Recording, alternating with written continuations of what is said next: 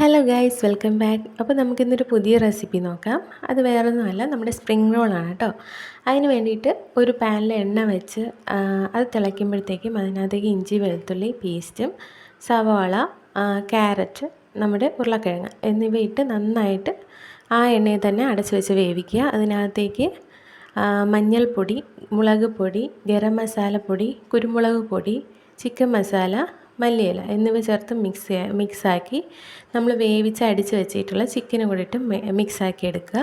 പിന്നെ നമ്മൾ ബാറ്റർ ഇതുപോലെ ലൂസായിരിക്കണം. ഇതുപോലെ നൈസ് ദോശ ചുട്ടെടുക്കാൻ ശ്രമിക്കണം. അതിനായിട്ട് 1.5 കപ്പ് മൈദയിലേക്ക് നമ്മൾ 1/2 കപ്പ് പാലും 1 മുട്ടയും 1 സ്പൂൺ പഞ്ചസാരയും പിന്നെ നമുക്ക് അതിനകത്തേക്ക് ഉപ്പും ചേർത്ത് നന്നായിട്ട് ബ്ലെൻഡ് ചെയ്തെടുക്കുക. അതിനകത്ത് ഇതുപോലെ ദോശ ചുട്ട് മസാല വെച്ച് 2 സൈഡും ചുരുട്ടിയിട്ട് ഇതുപോലെ ഒന്ന് റോൾ ചെയ്തെടുക്കുക.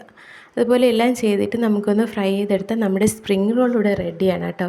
പിന്നെ നമുക്ക് ഈത്തപ്പഴമുണ്ട്, മുന്തിരിങ്ങയുണ്ട്, ചായയുണ്ട്, ചിക്കു ഷേക്കുണ്ട്, ഹോം മെയ്ഡ് കെച്ചപ്പ്.